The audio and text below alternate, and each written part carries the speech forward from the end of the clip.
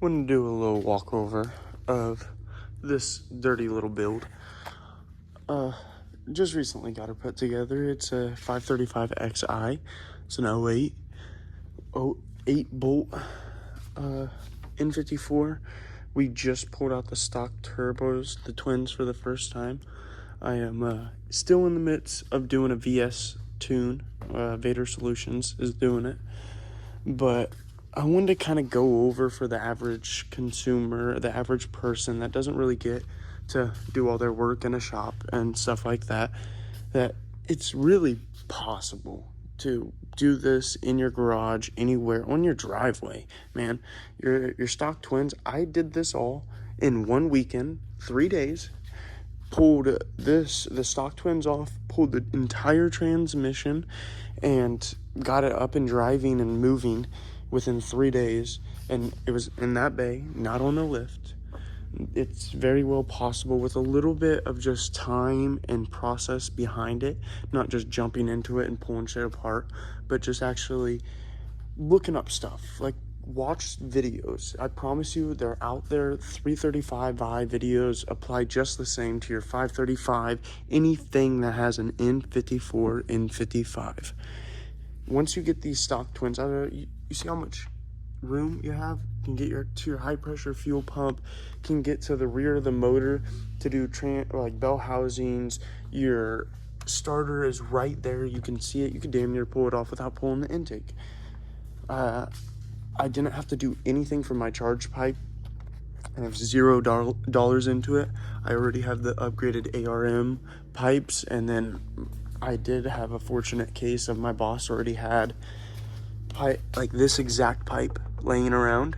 So I put that in there with the already stock twins charge pipes that are technically already upgraded. They're not stock, but the ARM upgraded inlets down at the bottom. If I had light, you could see it. I will stop this and get a clip of the underside just so you guys can get a good idea of what's going on with the twin setup. I have a MAC valve put in here. It's straight up plug and play for, I think, $80 from Burger Motorsports. You do have to pin something in the ECU. Do not get your head overcomplicated with that. It is not more than what it sounds. Pinning the ECU is as simple as pulling a connector out, pulling a pin out, and moving it to a different prong. It is that simple. You just got to look at what color a wire is and move it. Again, with YouTube videos, they're all out there on everything that you need to get this job done. It is super simple. My biggest problem that I've ran into is my water pump. It's a very close fit to my manifold. I am supposed to have getting delivered a inlet pipe. It's your stock pipe. Whenever we get it up in the air, you'll get a better idea of it, but there's a rubber hose that burnt on the manifold. It's hard to explain without actually just showing you guys. But again, with the twins out of the way, there's a lot of room, so I can really just put my phone right up in there and you guys can get a great idea of what I'm talking about. The water pump, if you've never messed with that, for your average consumer, is again super simple and not as a complicated, scary setup. On this chassis, like I said, I did not pull my subframe. You pull your stock, you relocate that. Again, I have $0 into it. You just cut a hose right there, move that over, boom. You have that is bolted right into your stock power steering bullshit. Sits right there. It's just fine. You're already deleting your vacuum lines that go over there to your stock boost solenoids. So you just put some little plugs right there, boom, that's gone. It cannot be more simple. I recommend having some sort of open atmosphere catch can setup. That's a cheap $80 little catch can that honestly really does work. I recommend more upgrade. Spend the money, replace that shit in your PCV system, and you will have a beautiful working motor. I'm gonna get a light going. Let me pause this and I'm gonna show you guys the front of the motor a little bit. All right, don't mind the mess. I just had to cut up the cowl so the Turbo could breathe. Still, fitment was perfect. It fit just fine in there. It's just the turbo had no, sorry for flashing you guys. Turbo had no room to breathe. For you guys wondering too, that is a Pulsar 67, 66 turbo. I got a good deal in Marketplace for that girl. So, as you can see down here, you got your belt set up without that big ass stupid plastic setup that runs right here and blocks everything. Boom, you can change a belt in 2 fucking seconds now. You can do so much other things in the ease of seconds. You can really get a good access of everything down there. You can see the front of your block, gives you a chance to clean it up.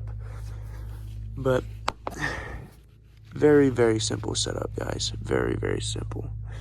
I don't want it to be overcomplicated to anyone. Yes, you do have to move this, but again, it's as simple as, like, you just stare at it. Oh, there's some brackets in the way. Get that shit out of the way. Like, it is not rocket science at all. Unfortunately, I'm pushing about 26 PSI in this setup right now, and it seems like my high pressure fuel pump is not keeping up. I'm waiting to hear back from my tuner if he thinks that it is the fuel pump itself or if I just need to go port to be able to, in order to push that much PSI, you know. But again, let's get this thing up in the air and let's show you guys what's going on the underside. All right, so we don't got it too high up in the air, so I'm just laying on the ground showing you people what is going on the underside, but it'll give you a good enough idea. This is what I was talking about with that stock charge pipe inlet piece that goes to the stock twin inlets. It's a very simple, just small little setup. I did have to cut it down a little bit, but then it's got a little aluminum pipe up in there going to the face of the turbo. Hopefully, wait, if I can get it.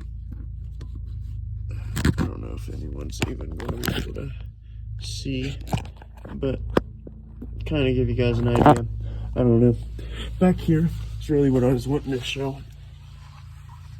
It is with a cut up stock twin setup. So that's the stock manifold. It's cut literally right off the top of the manifold. I'll give you guys an idea. It is chopped exactly like so. It has a pipe going right over to the other side, merges in.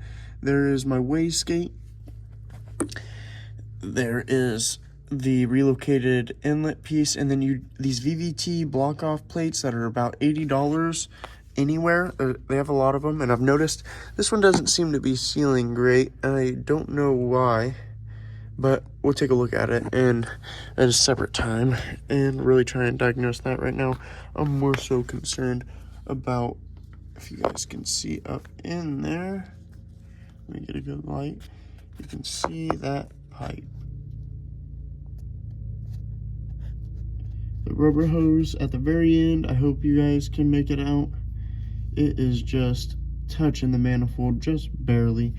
It's got to be shoved onto the water pump, or not, yes, the water pump a little bit more, and then that inlet pipe mainly I'm going to try and shove it down onto, just to tuck it away from the manifold a little bit more. But oil drains, a whole bunch of block offs. We got a 10 AN oil drain wrapping around right there. Want to get something to kind of protect the line a little bit more, but it's clear enough away from the CV going up to the turbo. As you can tell, she has been running. You can see exhaust smoke coming out of the gate. She has been working, running, and everything does work beautifully. Like I said, 26 PSI to the motor. I do have a E-content sensor and a Hellcat fuel pump in the rear, so I am running about E50 right now. It is a nice little setup. I was hoping that E50 was going to allow for a little bit more PSI, but it just seems like I'm bottlenecked at this stupid little high pressure fuel pump that's right there. But gives you a great idea of everything that's going on. Super simple setup. It's really all I wanted to show everyone. Recommend a trans tune. Recommend going through VS. Vader Solutions has been great. They get back fast. I have nothing bad to say about those people. They've really done their thing with this one. Hope that we can figure it out and get her to stop breaking up, and this thing will be a monster, man. Until port, I will be back whenever I have port on here, and I'm hopefully post some more videos with this thing. It is deserving of some more. If anyone shows interest in this, I will definitely make more videos about it. Plan to pull this headlight out and make some sort of setup to where I can have a custom headlight. I've never seen that for an E60 or E61 wagon, but we will see. Till next time, people.